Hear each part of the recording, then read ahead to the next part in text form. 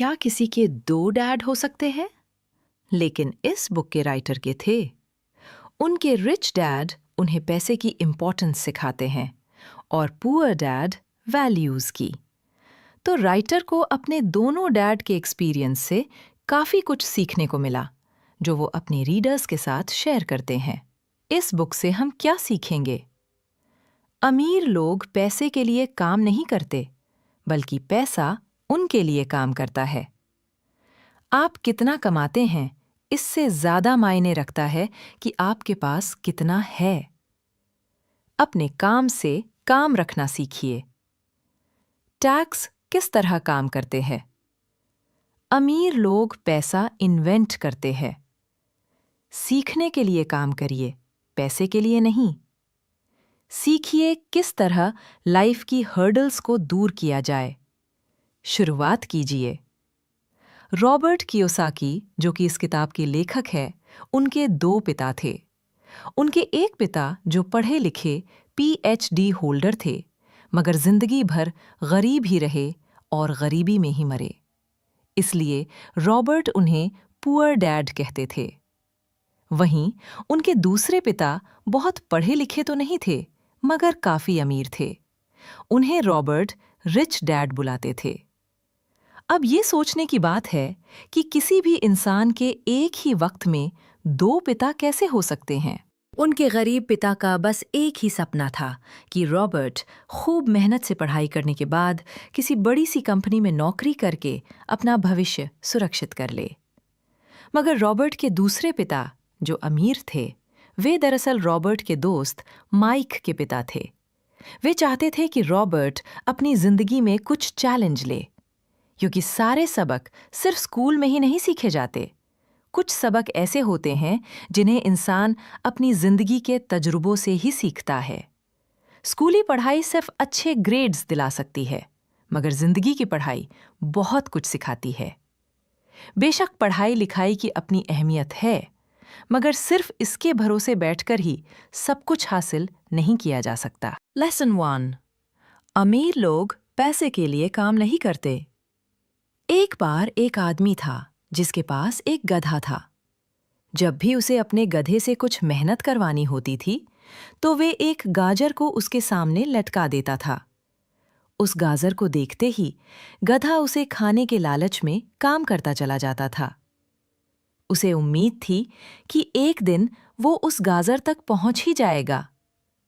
अब ये उस आदमी के लिए तो एक अच्छी तरकीब बन गई, मगर बेचारे गधे को कभी भी वो गाजर नहीं मिल पाई। क्यों? इसलिए कि वो गाजर बस एक छलावा है। बहुत से लोग ठीक उस गधे की तरह ही होते हैं। वे मेहनत पर मेहनत किए चले जाते हैं, इस उम्मीद में कि एक दिन वे अमीर बन जाएंगे। मगर पैसा उनके लिए महज एक सपना बन के रह जाता है। इस सपने के पीछे भागने से आप उस तक कभी नहीं पहुंच सकते। तो पैसे के लिए काम करने के बजाय पैसे को अपने लिए काम करने दे। जब आप अमीर बनना चाहते हैं, तो सिर्फ पैसे कमाने के लिए काम ना करें, क्योंकि जैसे ही हम अमीर बनने की राह में कदम बढ़ाते हैं, हमारा डर और लालच हम पर हावी होने लगता है कि कहीं हम गरीब के गरीब ही ना रह जाएं। इसी डर से हम और ज्यादा मेहनत करने में जुट जाते हैं। फिर हमारा लालच हम पर हावी होने लगता है। हम उन सारी खूबसूरत चीज़ों की कल्पना करने लगते हैं जो पैसे से हासिल की जा सकती है। अब यही डर और लालच हमें ऐसे चक्कर में उलझा देता है जो कभी ख़त्म नहीं होता। तो हम अब और मेहनत करते हैं कि और ज़्यादा कमा सकें, और फिर हमारा खर्च भी उसी हिसाब से बढ़ने लगता है। इसको ही अमीर डैड TRAC कहते हैं। अब इसका नतीजा ये हुआ कि हम पैसे कमाने के लिए हद से ज्यादा मेहनत करते हैं, खर्च करते हैं। ये एक ट्रैप है, और आपको लालच और डर का ये ट्रैप अवॉइड करना है। क्योंकि हम में से अधिकतर लोग जो अमीर होना चाहते हैं, इसी ट्रैप का शिकार हो जाते हैं। पैसे के पीछे मत भागिए, बल्कि पैसे को अपने पीछे भागने के लिए मजबूर कर दीजिए। आपकी नौकरी लगी है तो काम पर ये सोचकर मत जाइए कि हर महीने आपको एक पेचेक लेना है, क्योंकि वो पेचेक आपके सारे बिल्स मुश्किल से ही भर पाता है। ये हर महीने की कहानी बन जाती है। फिर तंग आकर आप कोई दूसरी नौकरी ढूंढकर और ज्यादा मेहनत करने लगते हैं, लेकिन तब भी आप पैसे के लिए ही काम कर रहे होते हैं। और यही वजह है कि आप कभी अमीर नहीं बन पाते। सच का सामना कीजिए। आप खुद के लिए जवाबदेह हैं, दूसरों के लिए नहीं। तो आपके जो भी सवाल हैं, खुद से पूछिए, क्योंकि उनका जवाब सिर्फ आपके ही पास है। क्या आप सिर्फ इसलिए काम कर रहे हैं कि आपकी जिंदगी में सिक्योरिटी रहे? एक ऐसी नौकरी जहां से आपको निकाले जाने का कोई डर ना हो? या फिर आप सिर्फ 2 पैसे कमाने के लिए काम करते हैं और आपको लगता है कि एक दिन आप इस तरह अमीर हो जाएंगे? क्या बस यही आपको सेटिस्फाई करने के लिए काफी है? अगर आपका जवाब हाँ है, तो मुझे आपकी सोच पर अफसोस है, क्योंकि आपने जो अमीर बनने का सपना देखा है, वो कभी पूरा नहीं होने वाला।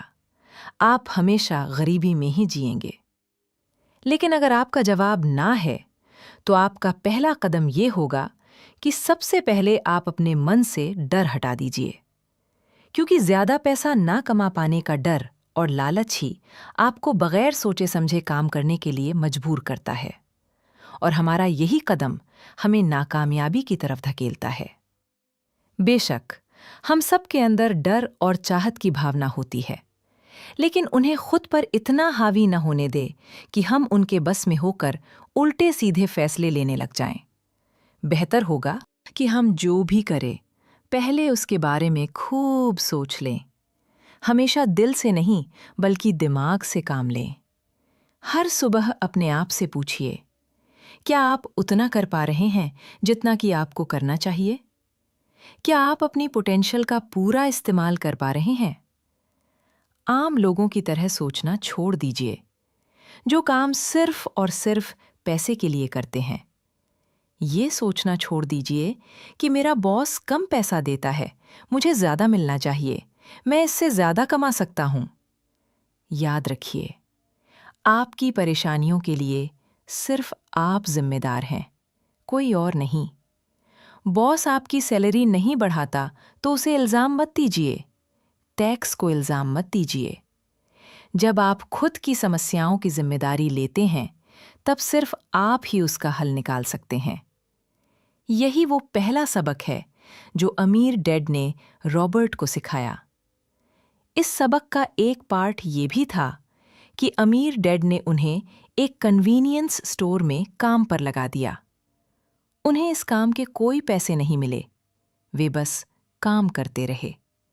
इसका फायदा ये हुआ कि वे अपने दिल से काम में लगे रहे, और इस दौरान कई नए आइडिया उनके दिमाग में आते रहे। पैसे को अपने पीछे कैसे भगाया जाए, इस बारे में उन्हें कई विचार मिले। उन्होंने देखा कि उस स्टोर की क्लर्क कॉमिक्स बुक के फ्रंट पेज को 2 हिस्सों में फाड़ देती थी। आधा हिस्सा वो रख लेती और आधा हिस्सा फेंक देती थी। देर शाम स्टोर में एक डिस्ट्रीब्यूटर आया करता था। वो कॉमिक्स बुक के ऊपरी आधे हिस्से को क्रेडिट के लिए लेता और बदले में नई कॉमिक्स बुक्स दे जाया करता। एक दिन उन्होंने उस डिस्ट्रीब्यूटर से पूछा कि क्या वो पुरानी कॉमिक्स बुक्स ले सकते हैं। वो इस शर्त पर मान गया कि वे उन कॉमिक्स को बेचेंगे नहीं। ये उनके दिमाग में बिजनेस का एक नया आइडिया था। उन्होंने वे पुरानी कॉमिक बुक्स अपने दोस्तों और बाकी बच्चों को पढ़ने के लिए किराए पर देनी शुरू कर दी। बदले में वे हर किताब का 10 सेंट किराया वसूल करते थे। हर किताब सिर्फ 2 घंटे के हिसाब से पढ़ने के लिए दी जाती थी, तो असल मायनों में वे उन्हें बेच नहीं रहे थे। उन्हें उस गराज पर काम भी नहीं करना पड़ा जहां से वे कॉमिक्स किराए पर देते थे। उन्होंने माइक की बहन को काम पर रखा, जिसके लिए उसे हर हफ्ते $1 दिया जाता। एक ही हफ्ते में उन्होंने $9.50 कमाए। इस तरह उन्होंने सीखा कि पैसे को खुद के लिए काम करने दो, ना कि आप पैसे के लिए काम करो। सबक 2, फाइनेंशियल लिटरेसी क्यों सिखाई जाए? 1923 में एजवाटर बीच होटल शिकागो में एक मीटिंग हुई। दुनिया के बहुत से लीडर और बेहद अमीर बिजनेसमैन इस मीटिंग का हिस्सा बने। इनमें से थे एक बहुत बड़ी स्टील कंपनी के मालिक चार्ल्स शवाब और सैमुअल इंसुल, उस वक्त की लार्जेस्ट यूटिलिटी प्रेसिडेंट, और बाकी कई और बड़े बिजनेसमैन। इस मीटिंग के 25 साल बाद इनमें से कई लोग गरीबी में मरे, कुछ ने खुदकुशी कर ली थी और कईयों ने तो अपना दिमागी संतुलन खो दिया था। असल बात तो ये है कि लोग पैसे कमाने में इतने मशगूल हो जाते हैं कि वो ये खास बात सीखना भूल जाते हैं कि पैसे को रखा कैसे जाए। आप चाहे जितना मर्जी पैसा कमा ले, उसे बनाए रखना असली बात है। और अगर ये हुनर आपने सीख लिया तो आप किसी भी आड़े टेढ़े हालात का सामना आसानी से कर लेंगे। लॉटरी में मिलियन जीतने वाले लोग कुछ सालों तक तो मजे से जीते हैं, मगर फिर वापस उसी पुरानी हालत में पहुंच जाते हैं। अधिकतर लोगों के सवाल होते हैं कि अमीर कैसे बने या अमीर बनने के लिए क्या करें। इन सवालों के जवाब से अधिकतर लोगों को निराशा ही होती है, मगर इसका सही जवाब होगा कि पहले आप फाइनेंशियली लिटरेट बनना सीखें। देखिए, अगर आपको एम्पायर स्टेट बिल्डिंग खड़ी करनी है तो सबसे पहले आपको एक गहरा गड्ढा खोदना पड़ेगा। फिर उसके लिए एक मजबूत नींव रखनी पड़ेगी। लेकिन अगर आपको एक छोटा सा घर बनाना हो तो एक 6 इंची कंक्रीट स्लेब डालकर भी आपका काम चल जाएगा।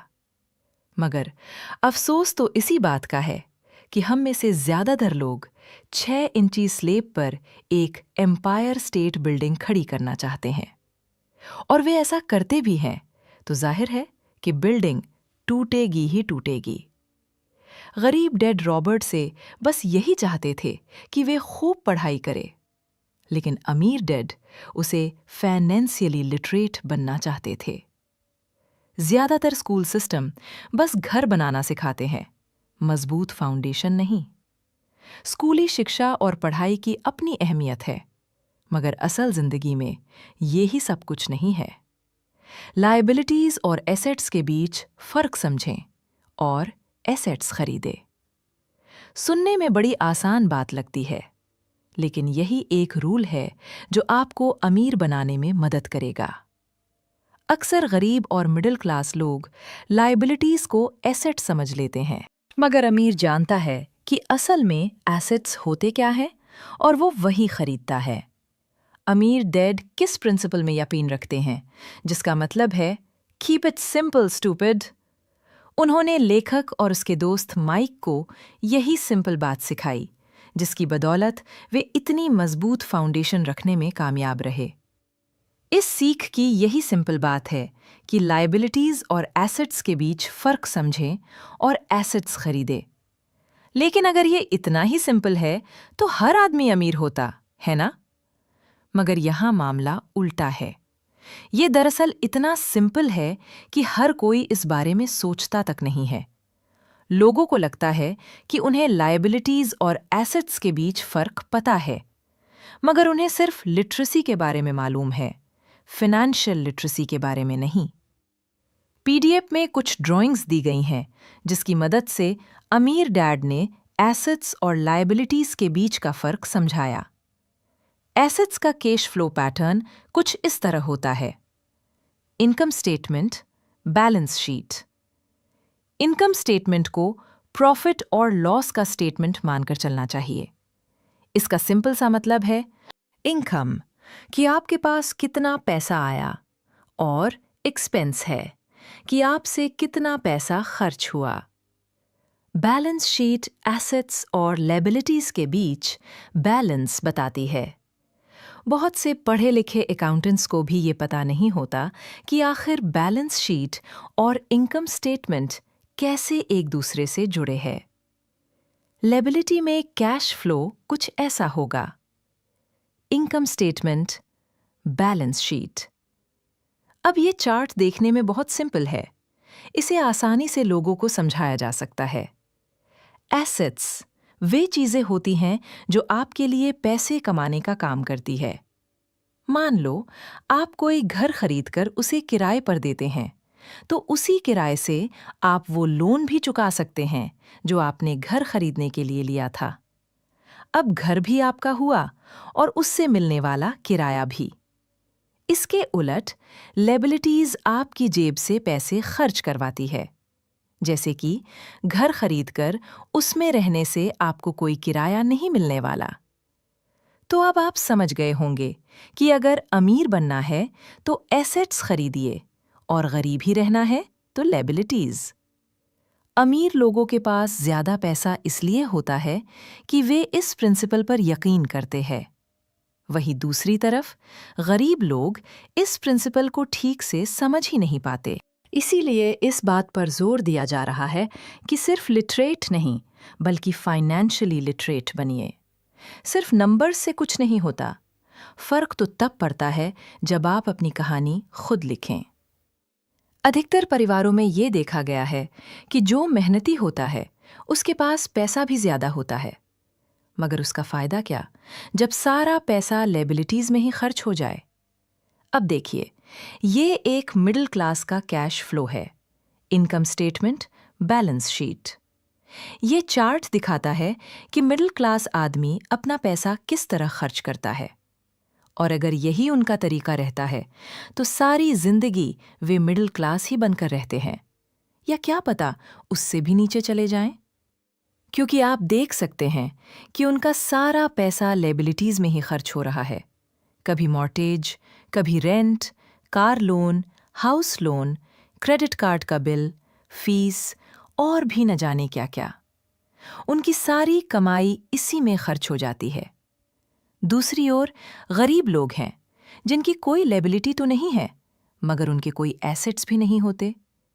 वे भी पैसा कमाते हैं, सैलरी पाते हैं, मगर हर रोज के खर्चों में उनका सारा पैसा उड़ जाता है। माना एक गरीब आदमी $1000 कमाता है, उसमें से $300 वो अपने छोटे से घर के किराए में खर्चता है, $200 उसके आने जाने का किराया, $200 टैक्स और $200 खाने और कपड़ों में खर्च हो जाता है। अब उसके पास बचा क्या? कुछ भी नहीं। और कभी-कभी तो उधार लेकर काम चलाना पड़ता है, जिससे वो और गरीब हो जाता है। इसके उलट अमीर एसेट्स खरीद कर रखते हैं, फिर उनके वो एसेट्स उन्हें और पैसा कमा कर देते हैं। उनकी कमाई इसी तरह 2 से 4, 4 से 8 होती जाती है। अधिकतर अमीर लोग दिमाग से काम लेते हैं। वे घर लोन पर लेकर उसे किराए पर लगा देते हैं। बिना मेहनत के हर महीने किराया मिलता है, जिससे वे अपना लोन भी चुकता कर लेते हैं। मानिए कि लोन की इंस्टॉलमेंट $1 है, तो ये अपने घर का $2 किराया वसूल करेंगे। $1 बैंक को देंगे, $1 अपनी जेब में। तो हो गया ना ये बिना मेहनत के पैसा कमाना। तो असल में अमीर डैड और गरीब डैड के बीच बस सोच का फासला है। अपना पैसा कैसे खर्चे, सिर्फ यही मुद्दे की बात है और कुछ नहीं। 1960 के दिनों में अगर बच्चों से पूछा जाता था कि वे बड़े होकर क्या बनेंगे, तो सबके पास यही जवाब होता था कि वे अच्छे ग्रेड्स लाएंगे और डॉक्टर बनेंगे। तब सबको यही लगता था कि अच्छे ग्रेड्स लेकर वे बहुत पैसा कमा सकेंगे। हालांकि उनमें से बहुत बच्चे आज बड़े होकर डॉक्टर बन चुके हैं। बावजूद इसके उनमें से काफी लोग आज भी फाइनेंशियली स्ट्रगल करते नजर आएंगे, क्योंकि उन्हें हमेशा यही लगा कि ज्यादा पैसा कमाने से उनकी सारी परेशानियां दूर हो जाएंगी। मगर आज के दौर में ऐसा नहीं है। आज बहुत से बच्चे फेमस एथलीट बनना चाहते हैं, या फिर CEO, या फिर कोई मूवी स्टार या रॉक स्टार, क्योंकि उन्हें पता है कि सिर्फ अच्छी पढ़ाई और अच्छे ग्रेड्स के भरोसे बैठकर वे करियर में सक्सेस नहीं पा सकते। आजकल फाइनेंशियल नाइटमेयर बहुत आम हो गया है। अक्सर नए शादीशुदा जोड़े ये सोचते हैं कि उनकी सैलरी अब डबल हो जाएगी, क्योंकि दोनों जने कमा रहे हैं। एक छोटे से घर में रहते हुए वे अब बड़े घर के सपने देखते हैं, इसलिए वे पैसा बचाना शुरू कर देते हैं। इसकी वजह से उनका सारा ध्यान सिर्फ अपना करियर बनाने पर होता है। उनकी कमाई बढ़ने लगती है तो जाहिर है उसी हिसाब से खर्चे भी। अब जब आप फाइनेंशियली लिटरेट हुए बिना पैसा बनाते हैं या बिना सोचे समझे उसे खर्च करते हैं, तो होता ये है कि आप पहले से भी ज्यादा खर्च करने लगते हैं। ये एक ऐसा चक्कर है जो फिर चलता ही रहता है। नए जोड़े ने अब इतना पैसा कमा लिया कि वे एक बड़ा घर खरीद सके। उन्हें तो यही लगेगा कि वे अब थोड़े अमीर हो गए हैं, मगर असलियत तो ये है कि बड़े घर के साथ उन्होंने नई लायबिलिटीज भी खरीद ली हैं। उनके कैश फ्लो में अब प्रॉपर्टी टैक्स का खर्च बढ़ गया। अब उन्हें एक नई गाड़ी भी चाहिए, फर्नीचर भी, सब कुछ नया।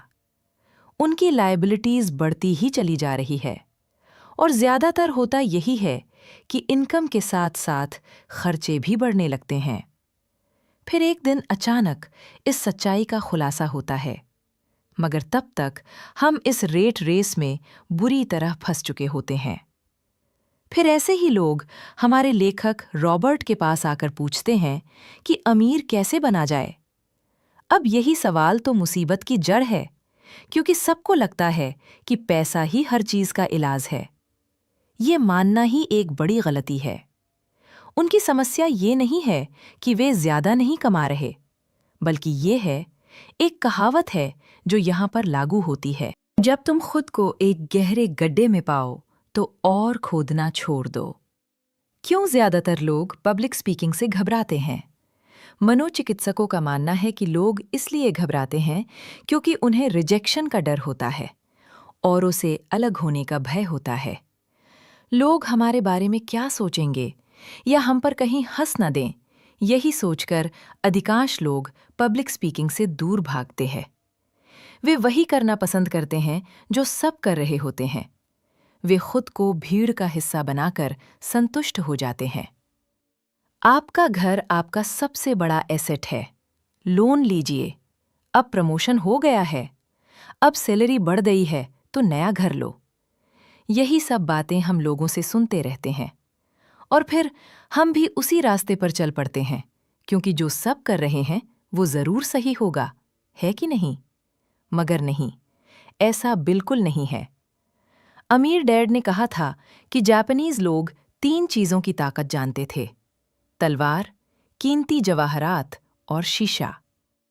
तलवार बाजुओं की ताकत का प्रतीक है, कीमती जवाहरात पैसे की ताकत का, और शीशा खुद के अंदर छुपी हुई ताकत को दिखाता है। और वही हमारी सबसे बड़ी ताकत है।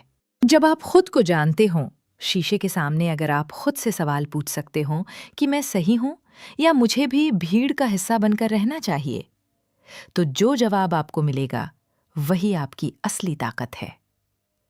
गरीब और मिडिल क्लास खुद को पैसे का गुलाम बनने देते हैं, इसीलिए वो कभी अमीर नहीं बन पाते। 16 साल के रॉबर्ट और माइक अमीर डैड के साथ हर उस मीटिंग में जाया करते थे जो वे अपने अकाउंटेंट, मैनेजर्स, इन्वेस्टर्स और एम्प्लॉइयों के साथ रखा करते। यहाँ एक ऐसे अमीर डैड देखने को मिलते हैं जो पढ़े लिखे नहीं हैं, जिन्होंने 13 साल में ही स्कूल छोड़ दिया था, मगर आज वो मीटिंग्स रखते हैं, अपने नीचे काम करने वाले पढ़े लिखे लोगों को ऑर्डर देते हैं, उन्हें बिजनेस के टिप्स समझाते हैं। एक ऐसा इंसान जो भीड़ का हिस्सा नहीं बना, जिसने रिस्क लिया और जिसने लोगों की परवाह नहीं की, जिसे ये डर नहीं था कि लोग उसके बारे में क्या सोचेंगे। इन मीटिंग्स का नतीजा ये हुआ कि लेखक और उनका दोस्त दोनों ही स्कूली पढ़ाई में मन नहीं लगा पाए। जब भी उनकी टीचर कोई काम देती थी, उन्हें रूल्स के हिसाब से करना होता था। उन्हें एहसास हुआ कि स्कूली पढ़ाई किस तरह से बच्चों की प्रतिभा को निखरने नहीं देती। उनकी क्रिएटिविटी को मारकर, उन्हें एक सांचे में ढालकर इस समाज का एक मशीनी हिस्सा भर बना देती है। और उन्हें टीचर की इस बात से भी इनकार था कि अच्छे ग्रेड्स लाकर ही सक्सेसफुल और अमीर बना जा सकता है। एक दिन रॉबर्ट की अपने गरीब डैड से बहस हो गई। उनके पिता का मानना था कि उनका घर उनके लिए सबसे बेस्ट इन्वेस्टमेंट है, मगर वो एक रेट रेस में भाग रहे थे। उनकी इनकम और खर्चे बराबर ही थे। उन्हें पूरा करने के लिए उनके पास एक पल की भी फुर्सत नहीं थी। यही बात रॉबर्ट उन्हें समझाना चाह रहे थे कि उनके पिता के लिए वो घर एसेट नहीं, लायबिलिटी है। घर पर उनके पैसे खर्च हो रहे थे, बदले में मिल कुछ नहीं रहा था। ये बात उनके गरीब डैड समझ नहीं पा रहे थे, और यही फर्क था गरीब और अमर डैड के बीच। खैर, उनकी बहस चलती रही। उन्होंने अपने गरीब पिता को बताया कि अधिकतर लोगों की जिंदगी लोन चुकाने में ही निकल जाती है। जिस घर को वे खरीदते हैं, उसके लिए वे 30 साल तक लोन भरते हैं, फिर एक और बड़ा घर लेते हैं और पाना लोन रिन्यू करवाते हैं। अब घर की कीमत भी उसी हिसाब से बढ़ेगी या नहीं, ये निर्भर करता है। कुछ लोग ऐसे भी हैं जिन्होंने घर खरीदने के लिए एक बड़ी रकम ली थी। जितनी घर की कीमत नहीं थी, उससे ज्यादा कर्ज उनके सर पर चढ़ गया। इसका सबसे बड़ा नुकसान लोगों को ये होता है कि वे बाकी जगह इन्वेस्टमेंट नहीं कर पाते, क्योंकि उनका सारा पैसा उस घर पर लगा है। उन्हें कभी इन्वेस्टमेंट करने का मौका ही नहीं मिल पाता, और ना ही वे इस बारे में कुछ सीख पाते हैं। और इस तरह कई एसेट्स उनके हाथ से निकल जाते हैं। अगर इसके बदले लोग सिर्फ एसेट्स पर ध्यान दें, तो उनका फ्यूचर कहीं ज्यादा बेहतर हो सकता है। अब उदाहरण के लिए, रॉबर्ट की पत्नी के पेरेंट्स एक बड़े से घर में शिफ्ट हो गए। उनका सोचना था कि अपने लिए बड़ा और नया घर लेना एक सही फैसला है, क्योंकि बाकियों की तरह उन्हें भी घर लेना एक एसेट्स लगता था। मगर वे ये जानकर हैरान रह गए कि उस घर का प्रॉपर्टी टैक्स $1000 था। ये उनके लिए एक बड़ी कीमत थी, और क्योंकि वे रिटायर हो चुके थे, तो इतना पैसा टैक्स के रूप में भरना उनके रिटायरमेंट बजट के बाहर था। बेशक हम ये नहीं कह रहे कि आप एक नया घर न लें, बल्कि हम समझाना चाहते हैं कि जितने पैसे से आप एक बड़ा घर लेंगे, उतने पैसे आप किसी एसेट में इन्वेस्ट करें तो बेहतर होगा। आपका एसेट आपके लिए कमाई करेगा, और कुछ ही समय बाद आपके पास इतना पैसा होगा कि आप आसानी से मनपसंद घर ले पाएंगे, वो भी बिना किसी लोन के। अमीर और ज्यादा अमीर क्यों होते रहते हैं, वहीं मिडिल क्लास आगे क्यों नहीं बढ़ पाते? इसके पीछे भी एक वजह है। कारण सीधा है। अमीर एसेट खरीदते हैं जो उनका पैसा दुगना करता रियलिटीज है। उस पैसे से उनके सारे खर्चे मजे में निपट जाते हैं। और मिडिल क्लास क्या करते हैं? वे तो बस महीने की 1 तारीख का इंतजार करते हैं जब उनकी सैलरी आए। सारी की सारी सैलरी तो खर्चों को पूरा करने में खत्म हो जाती है, तो इन्वेस्टमेंट कहाँ से होगा? और फिर जब सैलरी बढ़ती है तो उस पर टैक्स भी बढ़ जाता है, और उसी हिसाब से बाकी खर्चे भी। फिर अंत में वही रेट रेस चलती रहती है। एक कर्ज में डूबा समाज जहां हम रहते हैं। अपने घर को एसेट समझना ही वो वजह है जो हमें कर्ज के बोझ तले दबाती है। आज यही अधिकतर लोगों की सोच है। अगर सैलरी बड़ी है तो लोग सोचते हैं कि अब वे बड़ा सा घर ले सकते हैं, क्योंकि उन्हें ये अपने पैसे का सही इस्तेमाल लगता है। इसके बदले अगर वही पैसा सही जगह लगाया जाए तो उनकी जिंदगी हमेशा के लिए बदल सकती है। लेकिन ऐसा हो नहीं पाता, क्योंकि उनका सारा वक्त हाड़ तोड़ मेहनत करने में चला जाता है। अपनी नौकरी को सेफ जोन समझकर वे उससे अलग कुछ सोच ही नहीं पाते, और साथ ही उन पर कर्ज का इतना बोझ होता है कि वे नौकरी छोड़ने का रिस्क ले ही नहीं सकते। अब जरा खुद से ये सवाल कीजिए कि आज आप नौकरी छोड़कर बैठ जाते हैं तो कितने दिन आपका गुजारा चलेगा? क्योंकि अगर आप फाइनेंशियली लिटरेट नहीं हैं, अगर आपने सारी उम्र सिर्फ सैलरी के भरोसे ही काटी है और एसेट्स के बदले आपने लायबिलिटीज ली हैं, तो यकीनन आपकी जिंदगी एक कड़ी चुनौती है। सिर्फ नेटवर्थ के भरोसे आपका काम नहीं चल सकता। नेटवर्थ बताता है कि आपके पास वाकई में कितना पैसा है, चाहे वो एक गराज में पड़ी पुरानी कार के रूप में ही क्यों ना हो। अब भले ही वो कार कुछ काम की नहीं हो, जबकि वेल्थ का मतलब है कि आपके पास जो पैसा है उससे आप कितना और पैसा कमा रहे हैं। जैसे कि मान लीजिए आपके पास कोई एसेट है, जिससे हर महीने मुझे $3000 की कमाई हो जाती है और हर महीने आपके $6000 खर्चे हैं, तो मैं सिर्फ आधे महीने ही अपना गुजारा कर पाऊंगा। तो सॉल्यूशन ये होगा कि अपने एसेट्स से मिलने वाला पैसा बढ़ा दें। जब वो $6000 मिलने लगेगा, तो आप रातों रात अमीर नहीं हो जाएंगे, मगर इस तरह आप वेल्थी होने लगेंगे। अब अगर आप अचानक नौकरी छोड़ते भी हैं, तो आपके एसेट्स सारा खर्च कवर कर लेंगे। आप वेल्थी तभी बन पाएंगे जब आपके खर्च आपके एसेट्स की ग्रोथ से कम रहे। तीसरा सबक, अपने काम से काम रखें। दुनिया की सबसे बड़ी फूड चेन मैकडॉनल्ड्स के फाउंडर रे क्रोक ने एक एमबीए क्लास में एक स्पीच दी। ये 1947 की बात है। उनकी ये स्पीच बड़ी ही शानदार थी, लोगों को प्रेरित करने वाली। स्पीच के बाद जब एमबीए क्लास के छात्रों ने कुछ वक्त उनके साथ बिताने की गुजारिश की, तो वे उनके साथ बियर पीने चले गए।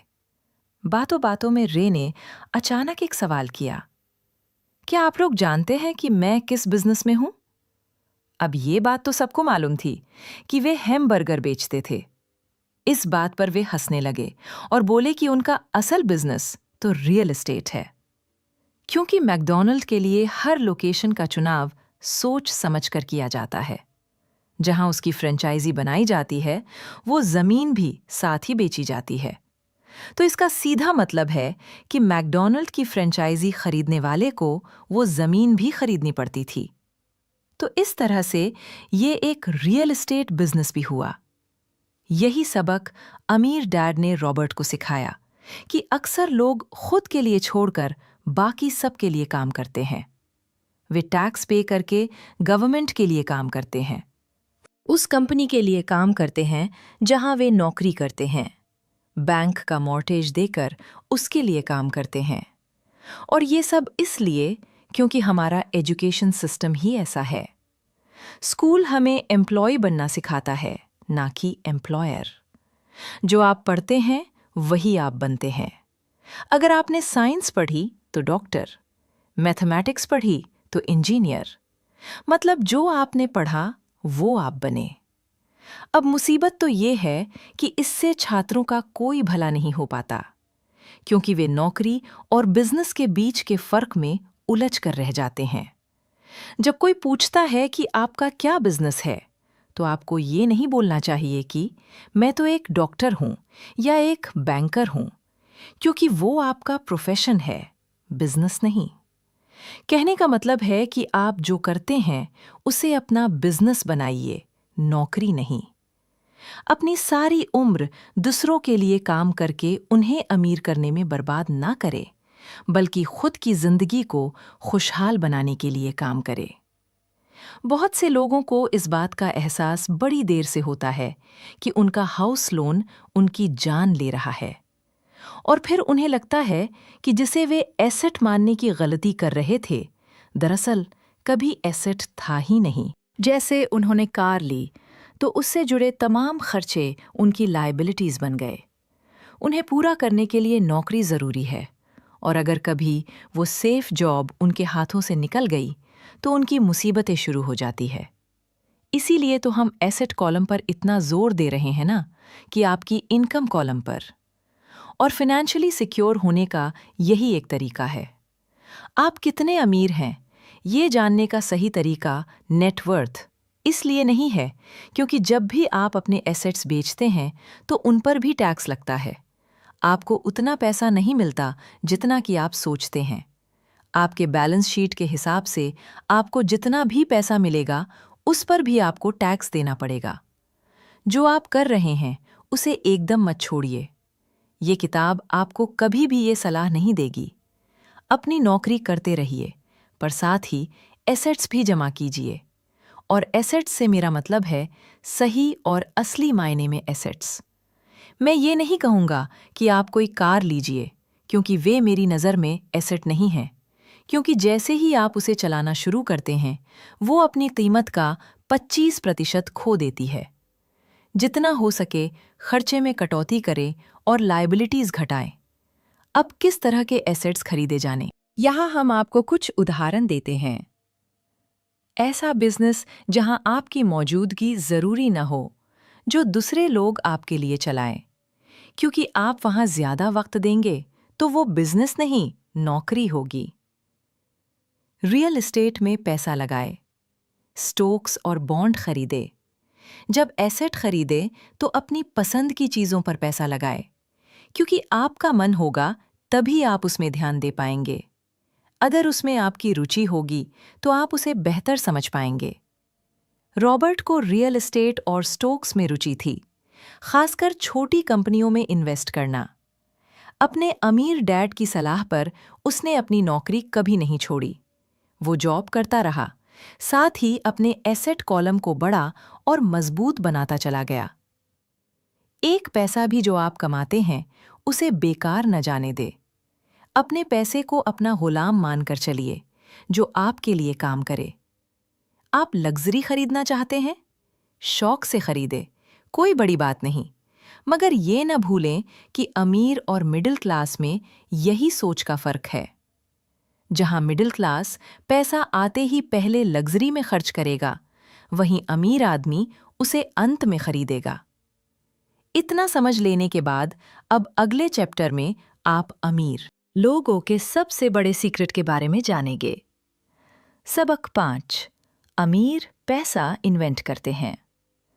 अलेक्जेंडर ग्रैहम बेल ने टेलीफोन इन्वेंट करने के बाद उसे पेटेंट कर दिया था। इनका बिजनेस बड़ा और संभालने में मुश्किल होने लगी, तो वे वेस्टर्न यूनियन गए और उन्हें अपना पेटेंट और छोटी सी कंपनी $1,00,000 में बेचने की पेशकश की। उस वक्त के वेस्टर्न यूनियन के प्रेसिडेंट ने पेशकश ठुकरा दी। उन्हें ये दाम कुछ ज्यादा लग रहे थे।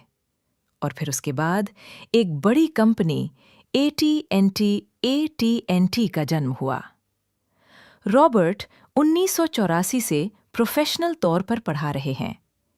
एक चीज जो हजारों लोगों को पढ़ाने के बाद उन्होंने जानी, वो ये कि उन सब लोगों में पोटेंशियल था, बल्कि हर एक इंसान में पोटेंशियल है जो हमें महान बना सकती है। इसके बावजूद जो हमें रोकता है वो है खुद पर डाउट रखना। स्कूल छोड़ने के बाद हमें पता चलता है कि जिंदगी में आगे बढ़ने के लिए सिर्फ ग्रेड्स ही काफी नहीं होते।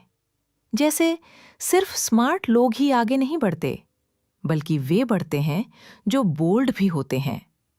ये सच है कि फाइनेंशियल जीनियस होने के लिए इसकी नॉलेज भी होनी चाहिए, मगर साथ ही हिम्मत और बोल्डनेस भी चाहिए।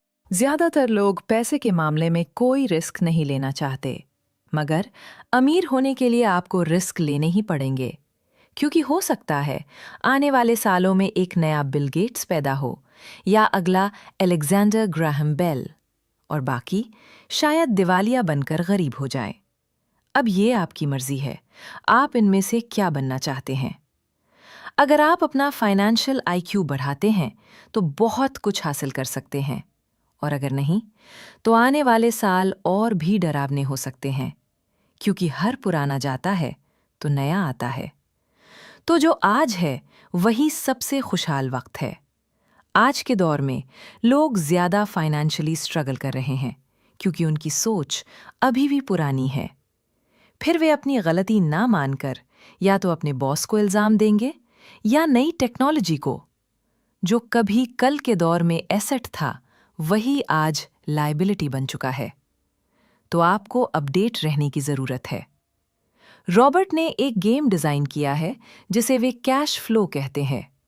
ये लोगों को सिखाता है कि पैसा कैसे काम करता है, अमीर बनने की राह क्या है और रेट रेस से बाहर कैसे निकले।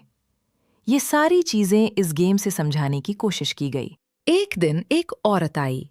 गेम खेलने के दौरान उसने एक बोट कार्ड जीता, जिसका मतलब था कि उसने उस गेम में एक बोट जीती।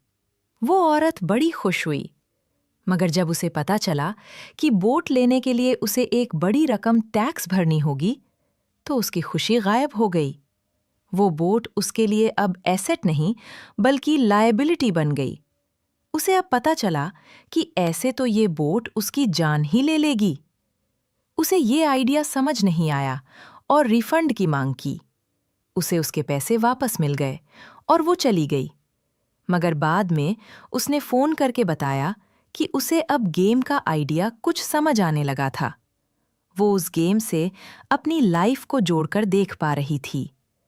पैसा कैसे काम करता है, इस बात को समझ ना पाने की वजह से उसका गुस्सा जायज़ था। हम भी अक्सर यही करते हैं। जो बात हमारी समझ से परे होती है, उस पर हमें गुस्सा आता है और हम जिंदगी की हर परेशानी के लिए उसे ब्लेम करना शुरू कर देते हैं। मगर अगर ठंडे दिमाग से सोचे तो ये तरीका एकदम गलत होगा। बेहतर होगा कि हम उन्हें समझने की कोशिश करें, तो गेम ऑफ लाइफ जीत सकते हैं। बहुत से लोग कैश फ्लो गेम में खूब पैसा जीतते हैं, फिर उन्हें समझ नहीं आता कि उस पैसे का क्या करे, तो वे हारने लगते हैं। इसकी वजह है उनकी पुरानी सोच, जो आगे नहीं बढ़ने देती, और फिर वे बाद में सारा पैसा ही हार बैठते हैं। कुछ लोग कहते हैं कि वे हार गए क्योंकि उनके पास सही पत्ते नहीं थे। बहुत से लोग इसी तरह जिंदगी में सही मौकों की तलाश में बैठे रहते हैं। कुछ लोगों तो सही मौका मिलता भी है तो उसका फायदा नहीं उठा पाते, क्योंकि वे कहेंगे कि उनके पास पैसा ही नहीं था। अब कुछ ऐसे भी होते हैं जिन्हें पैसा और मौका दोनों मिले, फिर भी वे कुछ हासिल नहीं कर पाए, क्योंकि दरअसल वे समझ ही नहीं पाए कि ये एक अपॉर्चुनिटी है। फिनेंशियल इंटेलिजेंस का मतलब है कि आप पैसे को लेकर कितने क्रिएटिव हो सकते हैं। अगर आपको मौका मिलता है तो बगैर पैसे के आप क्या करेंगे? और अगर पैसा है मगर मौका नहीं, तो उस सूरत में आप क्या करेंगे? ये सब आपकी फिनेंशियल इंटेलिजेंस पर निर्भर करता है।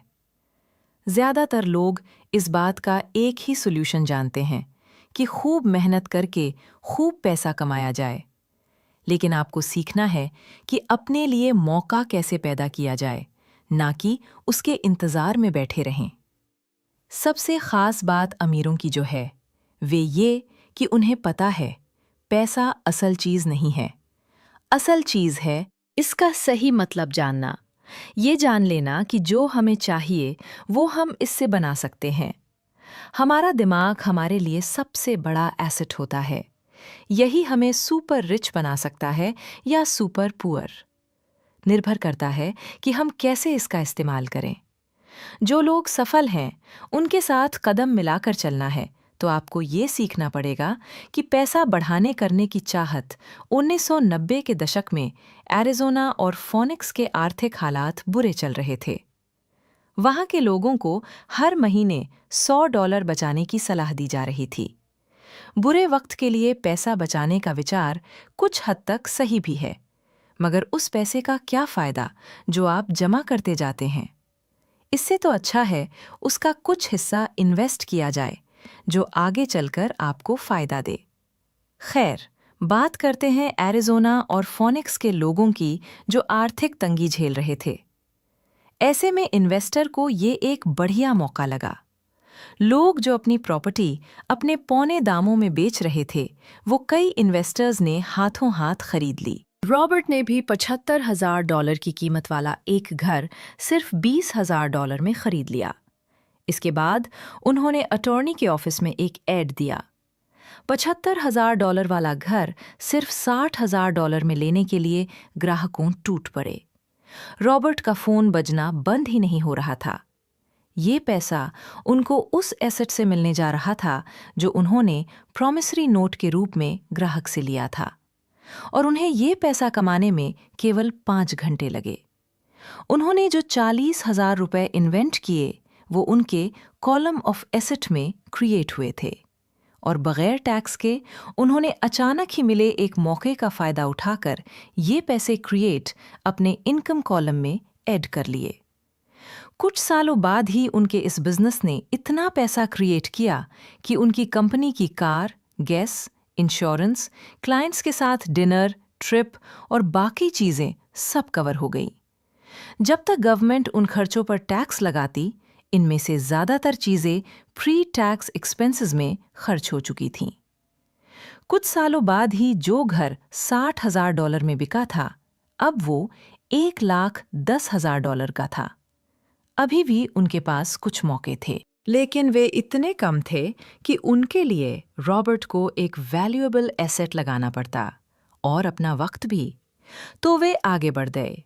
उन्हें अब नए मौकों की तलाश करनी थी। अब आप एक सवाल खुद से कीजिए। मेहनत करना भी बहुत मेहनत का काम है। 50% टैक्स भरिए और बाकी बचाइए। अब वो सेविंग्स आपको 5% इंटरेस्ट देंगी और फिर उस पर भी आप और टैक्स भरे। इससे तो अच्छा होगा कि अपना पैसा और टाइम अपने सबसे पावरफुल एसेट यानी अपने दिमाग पर इन्वेस्ट करें और फाइनेंशियली इंटेलिजेंट बने।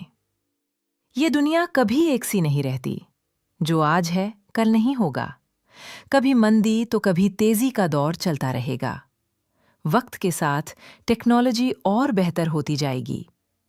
आज मार्केट ऊपर है तो कल नीचे होगा। खासकर स्टॉक मार्केट तो हर रोज बदलता है। मगर इससे आपको क्या फर्क पड़ेगा अगर आप फाइनेंशियली इंटेलिजेंट है तो? क्योंकि आप तो हर हालात के लिए तैयार रहेंगे। आपको जिंदगी में बेशुमार मौके मिलेंगे जहां आप अपनी फाइनेंशियली इंटेलिजेंट का फायदा उठा सकते हैं। जरूरत है तो बस उन मौकों को लपकने की। अमूमन हम दो तरह इन्वेस्टर देख सकते हैं।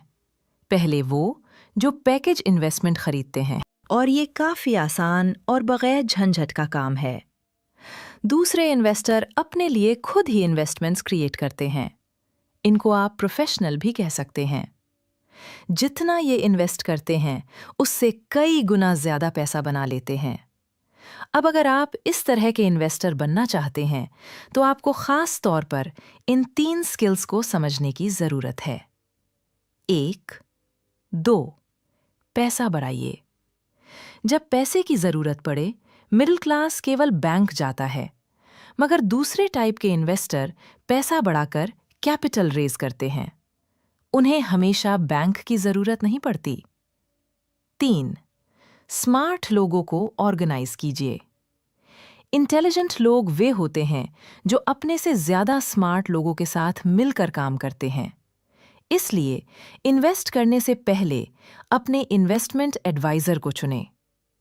मुझे मालूम है कि ये सब आपके लिए कुछ ज्यादा है, मगर इसके रिवॉर्ड्स शानदार हैं।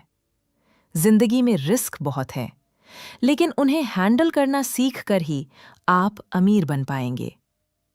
सबक 6, सीखने के लिए काम करें, पैसे के लिए नहीं। एक बार एक जर्नलिस्ट ने रॉबर्ट का इंटरव्यू लिया था। रॉबर्ट उसके आर्टिकल पहले भी पढ़ चुके थे और उस जर्नलिस्ट के लिखने की स्टाइल से बेहद प्रभावित थे। इंटरव्यू जब पूरा हुआ तो उस जर्नलिस्ट ने रॉबर्ट को बताया कि वो एक मशहूर लेखिका बनकर उनकी ही तरह एक दिन फेमस होना चाहती है। रॉबर्ट ने उससे पूछा, तो ऐसा क्या है जो उन्हें मशहूर होने से रोक रहा है? इस सवाल के जवाब में उस जर्नलिस्ट ने कहा, उनकी जॉब आगे नहीं बढ़ पा रही। इस पर रॉबर्ट ने सुझाव दिया कि उस जर्नलिस्ट को कोई सेल्स क्लास ज्वाइन कर लेनी चाहिए। जर्नलिस्ट ने बताया कि उनकी एक दोस्त उन्हें पहले ही ये ऑफर दे चुकी है, मगर उन्हें ये छोटा काम लगता है। वे ये भूल रही थी कि रॉबर्ट खुद कभी सेल्स स्कूल जा चुके थे। इस बात का पॉइंट ये है कि अगर आपके पास कोई टैलेंट है जिसके दम पर आप कुछ पैसा कमाना चाहते हैं, तो आपका टैलेंट काफी नहीं होगा, क्योंकि उस टैलेंट को कैसे भुनाया जाए जब तक आप ये बात नहीं जानते, आपका टैलेंट यूं ही बेकार है। जब तक आप उसे लोगों के सामने पेश करने का हुनर नहीं सीख जाते, आप कुछ नहीं कमा सकते। तो बेचने की कला सीखने में कोई शर्म की बात नहीं है। किसी भी सेल्समैन को इसके लिए शर्मिंदा नहीं होना चाहिए। 1, जो सबसे बड़ा फर्क अमीर डैड और गरीब डैड के बीच था, वो ये कि गरीब डैड हमेशा नौकरी की चिंता करते थे कि जॉब हमेशा सिक्योर रहे, क्योंकि एक सेफ जॉब ही उनके लिए सब कुछ थी। जबकि अमीर डैड हमेशा सिर्फ और सिर्फ कुछ सीखने पर जोर देते थे। अमीर बनने के लिए आपको बहुत कुछ सीखना पड़ेगा। इसके अलग पहलू को देखें तो स्कूल हमें रिवॉर्ड करते हैं किसी एक ही खास चीज में महारत के लिए। इसका एक उदाहरण देखिए। जब डॉक्टर मास्टर की डिग्री लेते हैं, उसके बाद किसी एक स्पेशल फील्ड में डॉक्टरेट करते हैं, जैसे कि पीडियाट्रिक या कुछ और। मतलब एक छोटे से विषय पर उन्हें बहुत पढ़ना पड़ता है उस फील्ड में महारत के लिए, और यही उनका रिवॉर्ड होता है। ऐसे ही बहुत कुछ जानने के लिए जो थोड़ा बहुत आप सीखते हैं, वो नॉलेज तभी आएगी जब आप अलग अलग कंपनियों के लिए काम करेंगे, दुनिया की अलग अलग चीज़ों को जानेंगे, चीज़ें कैसे काम करती है, ये सभी बातें अनुभव करेंगे, तभी आपकी नॉलेज बढ़ेगी। शायद यही वजह थी कि अमीर डैड छोटे रॉबर्ट और माइक को अपने साथ लेकर जाते थे जब वे अपने डॉक्टर, अकाउंटेंट्स, लॉयर या किसी प्रोफेशनल से मिलने जाते। जब रॉबर्ट ने मरीन कॉर्प्स ज्वाइन करने के लिए अपनी हाई पेइंग जॉब छोड़ी, तो उसके गरीब मगर पढ़े लिखे पिता समझ नहीं पा रहे थे कि आखिर रॉबर्ट ने ऐसी शानदार नौकरी क्यों छोड़ी। वे एक तरह से इस फैसले से सख्त निराश हुए। रॉबर्ट ने उन्हें समझाने की हर मुमकिन कोशिश की कि उनका ऐसा करना क्यों ज़रूरी था, मगर उन्हें ये बात हजम नहीं हो रही थी। रॉबर्ट ने उन्हें कहा कि वे सीखना चाहते हैं कि खुले आसमान में कैसे उड़े। उन्हें जानना था कि वर्कर्स की टीम को कैसे हैंडल किया जाए। किसी भी कंपनी को अपने बलबूते पर चलाना कितना मुश्किल काम है। रॉबर्ट ये सब सीखना चाहते थे। वियतनाम से लौटने के बाद रॉबर्ट ने अपनी जॉब से रिजाइन कर दिया और ज़ेरॉक्स कॉर्प्स को ज्वाइन कर लिया। उन्हें ये नौकरी किसी फायदे के लिए नहीं चाहिए थी। वो इतने शर्मीले थे कि किसी को कुछ भी बेचने के ख्याल से ही उन्हें पसीना आ जाता। अपनी इसी कमी को दूर करने के लिए उन्होंने ज़ेरॉक्स के सेल्स ट्रेनिंग प्रोग्राम की शिक्षा ली। इसके बाद रॉबर्ट ने खुद अपनी कंपनी की शुरुआत की और अपना पहला शिपमेंट भेजा। वे अगर इसमें नाकामयाब रहते तो पक्का दिवालिया हो जाते, लेकिन उन्होंने ये रिस्क लिया और अपने अमीर डैड की सीख को याद रखा कि बेशक आप 30 की उम्र से पहले दिवालिया होने का रिस्क ले सकते हो, क्योंकि इस उम्र में आपको रिकवर होने का मौका भी मिल जाता है। ज्यादातर एम्प्लॉय अपने वर्कर्स को इतना तो पे करते हैं कि वे काम छोड़कर ना जाएं, और ज्यादातर वर्कर भी जी फाड़कर इसलिए मेहनत करते हैं कि वे काम से निकाले ना जाएं। इसलिए तो उन्हें सिर्फ अपनी सैलरी और कंपनी से मिलने वाले फायदों से ही मतलब होता है। इस सोच के साथ उनके कुछ साल तो बढ़िया गुजरते हैं, मगर ये लंबे समय तक काम नहीं करता। तो क्यों ना आप वो सब कुछ अभी सीखें जो आप सीखना चाहते हैं, इससे पहले कि आप कोई एक खास प्रोफेशन अपने लिए चुनें। क्योंकि अगर एक बार आपने अपना प्रोफेशन चुन लिया, तो आप हमेशा के लिए उसी से बंध कर रह जाएंगे।